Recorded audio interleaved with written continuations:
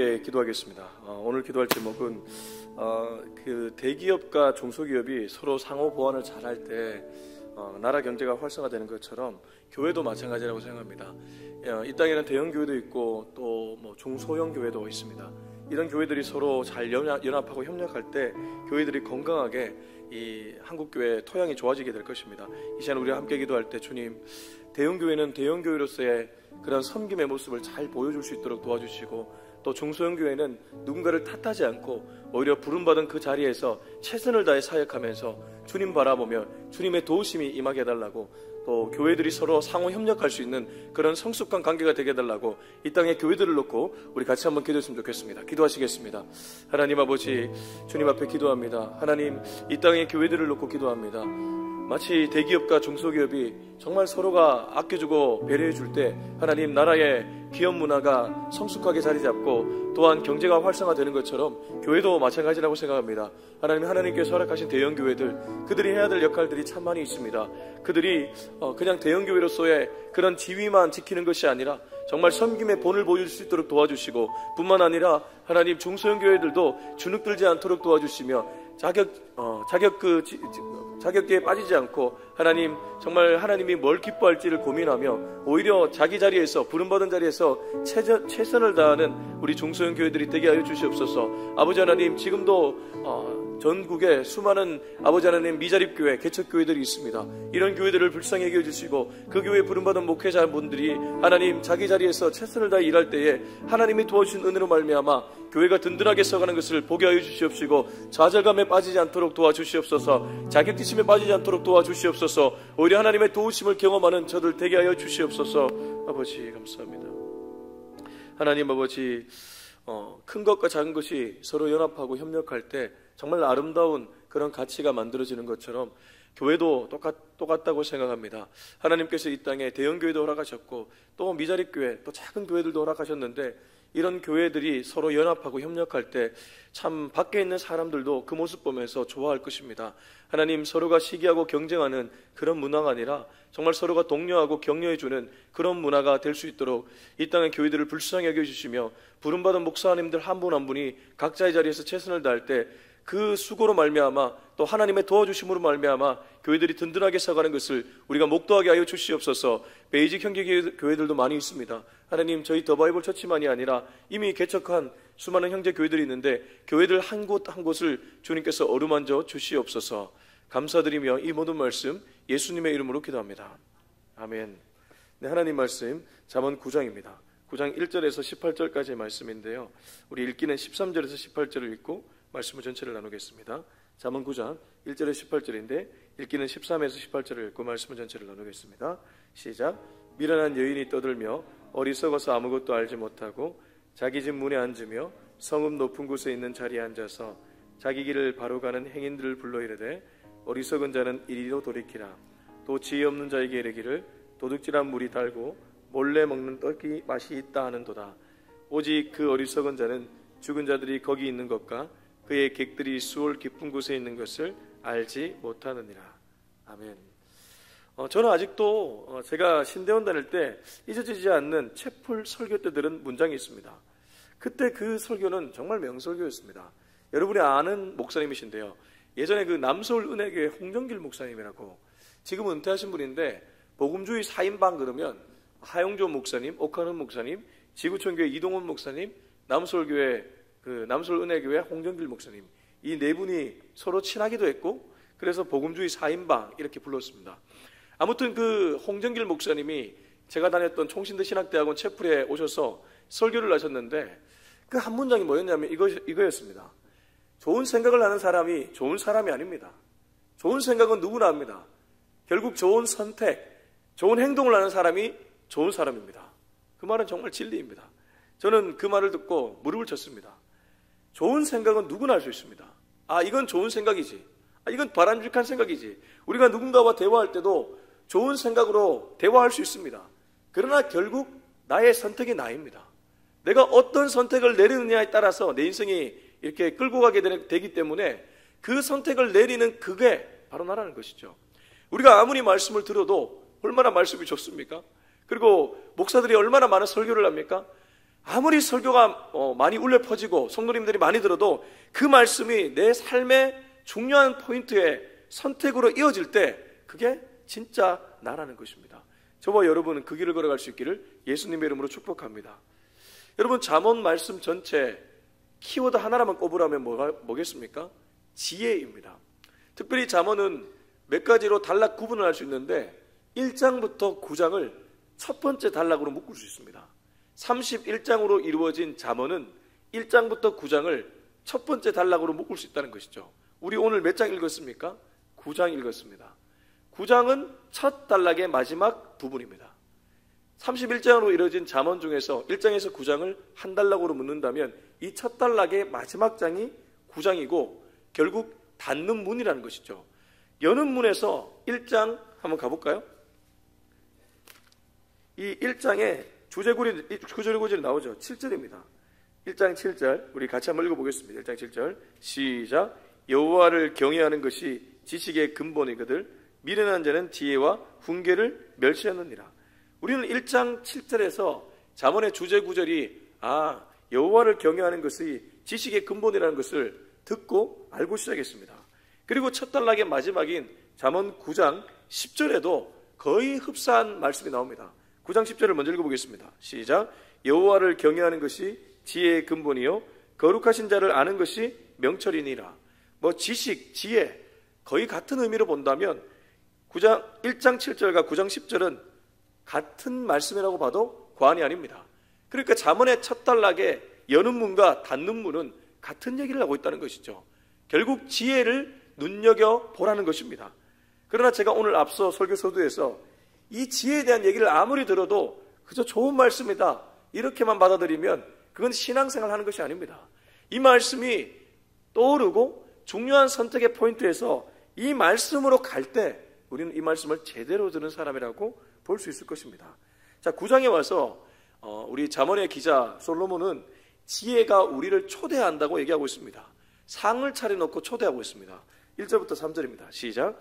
지혜가 그의 집을 짓고 7 기둥을 다듬고 짐승을 잡으며 포도주를 혼합하여 상을 갖추고 자기의 여종을 보내어 성중 높은 곳에서 불러 이르기를.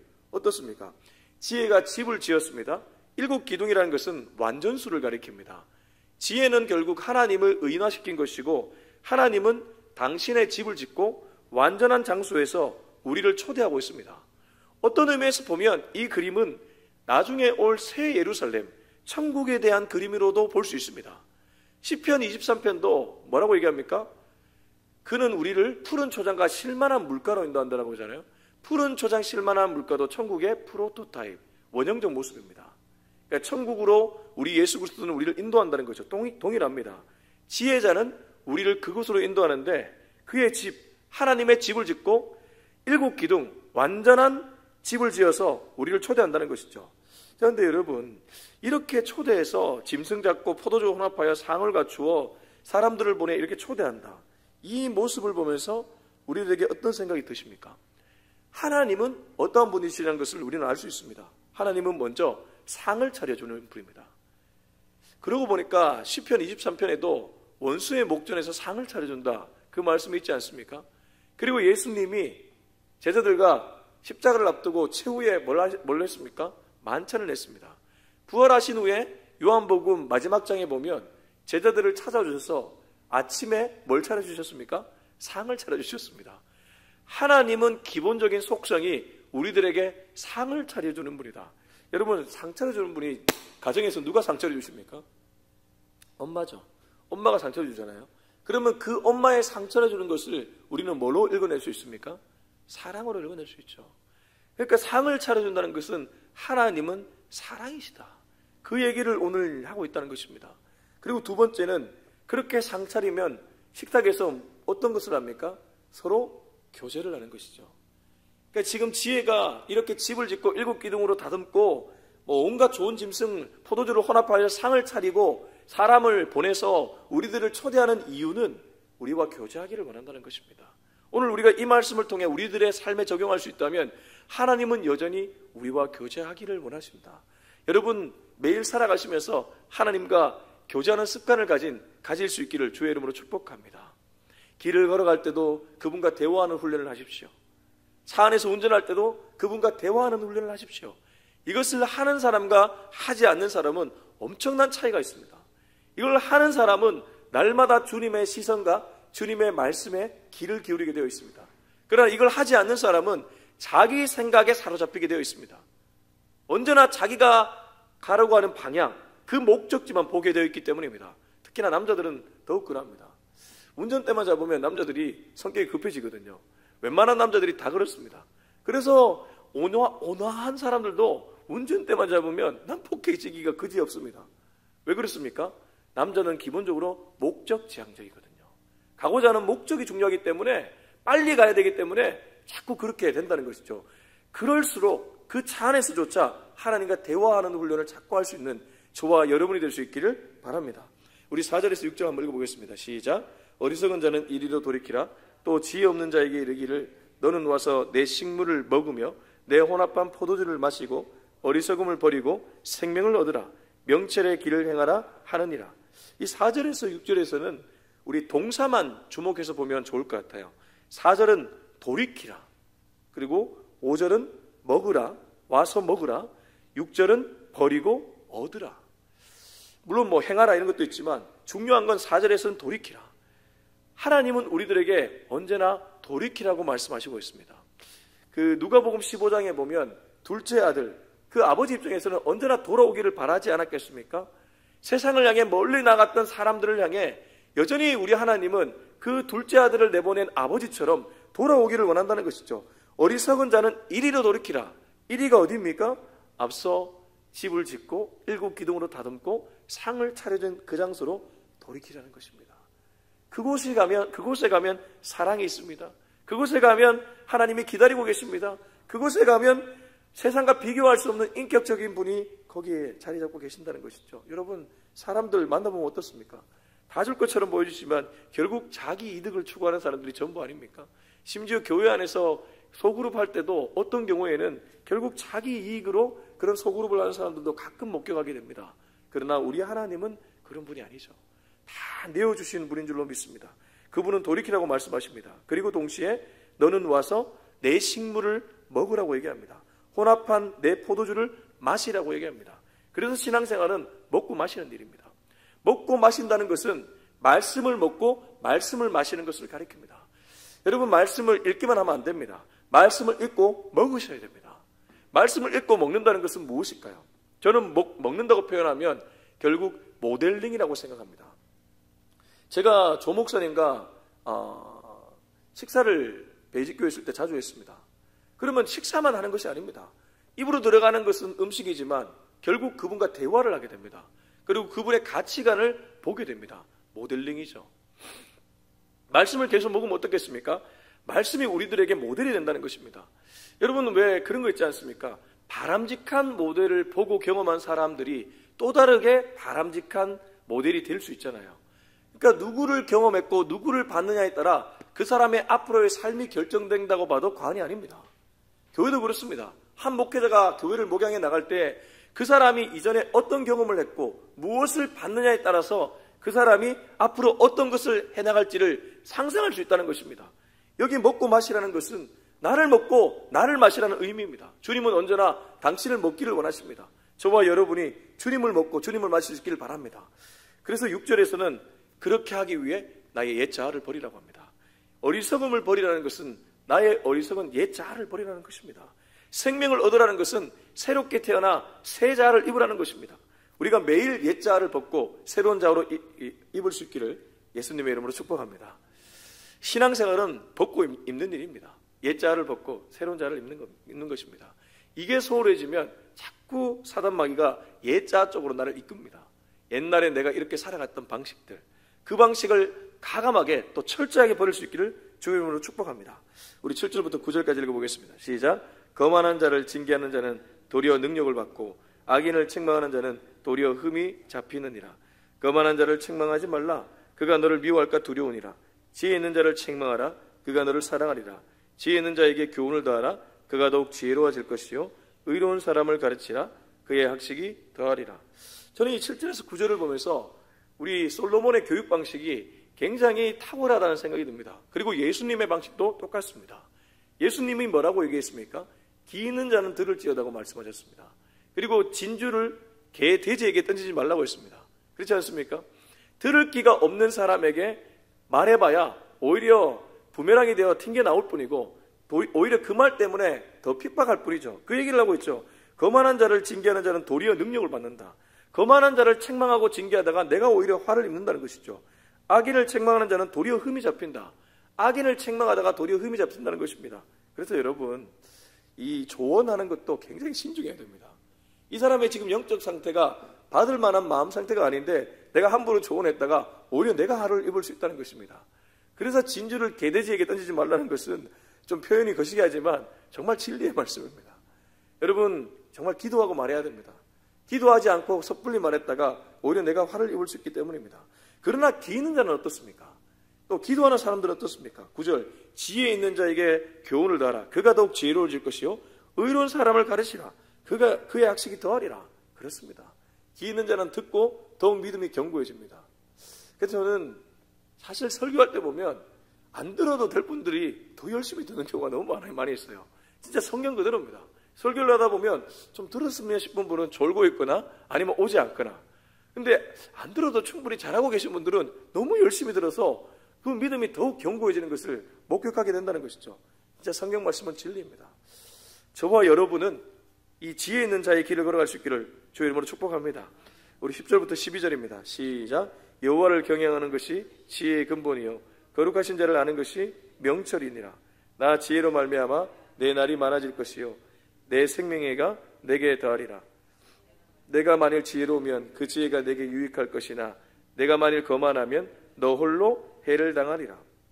앞서 말했던 잠언의 주제구절, 이 주제구절이 나온 후에 이 지혜로 말미암아 11절 보시면 내 날이 많아지고 해가 내게 더하리라. 쉽게 말하면 장수하게 된다는 것인데, 이건 제가 지난번에도 말씀드렸습니다.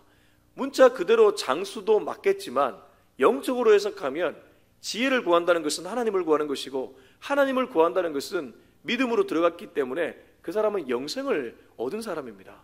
그렇기 때문에 날이 많아지고 생명애가 더한다는 것은 영생을 가리킨다고도 볼 수 있죠. 그러면 진짜 지혜로운 인생 맞죠. 이 땅에서 단명해도 예수 믿다가 교통사고나 불의의 사고로 죽더라도 그 사람은 영생을 얻은 사람이기 때문에 이 말씀을 이미 경험한 사람들인 줄로 믿습니다. 그러나 제가 주목한 것은 12절입니다. 네가 만일 지혜로우면 그 지혜가 내게 유익할 것이나 네가 만일 거만하면 너 홀로 해를 당하리라. 다르게 말하면 너를 보호해 주는 것은 네 자신이 아니고 네가 구하는 지혜이다라는 것이죠. 네가 홀로 거만하면, 네가 만일 거만하면 홀로 해를 당하리라. 거만하다는 것이 주님을 의지하지 않는다는 것이고, 그렇게 주님을 의지하지 않고 내 실력, 내 돈, 내 환경 의지하다가 결국 당하게 된다. 해를 당하게 된다. 우리가 가진 재산들이나 우리가 가진 자녀들이나 우리가 가진 모든 것들을 보호하려고 얼마나 많이 애를 씁니까? 근데 그렇게 애를 써도 빈틈과 빈 구멍이 자주 있지 않습니까? 내가 예상치 못했던 곳에서 뭔가 들어오기도 하고 전혀 예상하지 못한 장애물이나 어려움이 찾아오기도 하고. 그러나 믿는 사람들은 어떻습니까? 특별히 믿는 사람들 중에 하나님께 맡긴 사람들은 어떻습니까? 그 와중에도 하나님이 지켜 보호해 주실 것이라는 믿음이 있지 않습니까? 그리고 실제로 하나님은 지켜 보호해 주시지 않습니까? 그렇기 때문에 네가 진짜 지혜롭다면, 믿음이 있다면 그 믿음과 지혜가 너에게 유익하고 너를 보호해 줄 것이다. 오늘도 우리를 보호해 주는 분은 오직 하나님 한 분이라는 사실을 믿기를 주의 이름으로 축복합니다. 우리 13절에서 18절 읽고 마무리하겠습니다. 시작. 미련한 여인이 떠들며 어리석어서 아무것도 알지 못하고 자기 집 문에 앉으며 성읍 높은 곳에 있는 자리에 앉아서 자기 길을 바로 가는 행인들을 불러 이르되 어리석은 자는 이리로 돌이키라. 또 지혜 없는 자에게 이르기를 도둑질한 물이 달고 몰래 먹는 떡이 맛이 있다 하는도다. 오직 그 어리석은 자는 죽은 자들이 거기 있는 것과 그의 객들이 수월 깊은 곳에 있는 것을 알지 못하느니라. 이 13절에서 18절은 앞에 나왔던 말씀의 정반대입니다. 지혜로운 사람이 집을 짓고, 그러니까 하나님이 집을 짓고 7기둥으로 다듬고 상을 차려 초대하는 것과 정반대라는 것이죠. 똑같은 모양인데 정반대의 길입니다. 미련한 여인이 떠들며 어리석어서 아무것도 알지 못하고 자기 집 문에 앉으며 성읍 높은 곳에 있는 자리에 앉아서 자기 길을 바로 가는 행인들을 불러 이르되 어리석은 자는 이리로 돌이키라. 똑같이 이리로 오라고 합니다. 또 지혜 없는 자에게 이르기를 도둑질한 물이 달고 몰래 먹는 떡이 맛있다 이러면서 그렇게 초대한다는 것입니다. 근데 이게 어떤 그림입니까? 맹인이 맹인을 초대하는 그림입니다. 신약에 예수님이 하셨던 말씀 그대로입니다. 자기도 알지 못하면서 또 다르게 알지 못하는 사람들을 초대해서 둘 다 구렁텅이에 빠지는 그림이 이 그림이라는 것입니다. 근데 생각보다 많은 사람들이 이 그림으로 살아갈 때가 많이 있습니다. 영적인 눈을 뜨지 못하고 육적인 눈으로 평생을 살다 생을 마치는 분들이 많이 있다는 것이죠. 저와 여러분은 영적인 눈을 바로 뜰 수 있기를 정말 기도하고 기도합니다. 여러분, 이 시대는 분별력이 너무나 중요한 시대입니다. 내게 닥쳐지는 여러 가지 문제를 그냥 육으로만 바라보는 것이 아니라 영안을 열고 바라볼 수 있어야 됩니다. 지금 세상에 일어나는 일들을 그냥 육으로만 바라보지 않고 영적인 눈으로 바라볼 수 있어야 됩니다. 왜 이스라엘과 하마스는 전쟁이 났을까? 왜 이 땅은 지금 이런 일이 벌어질까? 이런 고민을 하고 살아가야 된다는 것입니다. 그리고 그 고민을 하면서 기도하며 주의 뜻을 찾아야 됩니다. 그리고 주의 뜻을 찾고 내가 대단한 일을 하지 않더라도 내가 있는 삶의 자리에서 어떤 일을 해야 될까 고민하며 그 길을 걸어가야 된다는 것입니다. 그러면 우리는 어리석은 자의 길을 걸어가지 않게 될 줄로 믿습니다. 우리는 어리석은 자의 길로 걸어가면 안 되고 지혜로운 자의 길로 걸어가야 될 것입니다.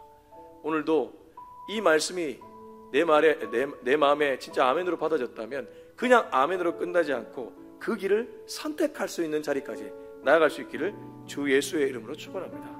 우리 기도하겠습니다. 우리 시간 함께 기도할 때 주님, 좋은 생각을 하는 사람이 좋은 사람이 아닌 것을 다시 한번 되새깁니다.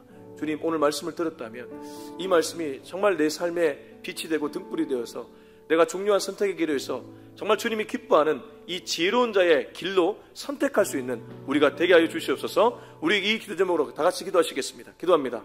하나님 아버지, 주님 앞에 나아갑니다. 오늘도 이 말씀을 붙잡고 주님 나아갑니다. 주님, 아무리 좋은 말씀, 굴송이처럼 단 말씀을 들었다고 할지라도 그 말씀이 그냥 머리에만 있으면 나는 신앙생활을 하는 것이 아니라 종교생활을 하는 사람일지도 모르겠습니다. 주님, 이 말씀이 손과 발로 내려올 수 있기를 원합니다. 중요한 선택의 기로에서 그 선택을 하고 있다면 저는 정말 신앙생활 잘하고 있는 사람이지만 그러지 않다면 신앙생활을 하는 것이 아니라 종교생활을 하고 있는지도 모르겠습니다. 주님, 주님과 끊임없이 교제하며 인격적인 관계를 맺어가며 주님이 원하시는 것이 무엇인지를 분별할 수 있는 우리가 되게 하여 주시옵소서. 하나님의 뜻이 무엇인지를 분별해서 그 뜻대로 순종하며 선택할 수 있는 우리 모두가 되게 하여 주시옵소서. 이제는 우리 주 예수 그리스도의 은혜와 하나님의 사랑과 성령의 기름 부으심이 좋은 생각에서 그치는 것이 아니라 정말 중요한 선택의 기로에서 오늘 이 말씀을 붙잡아 지혜로운 자의 길로 선택하며 살아가기로 다짐하는 우리 모두의 머리 위에 지금부터 영원토록 함께하기를 간절히 축원하옵나이다.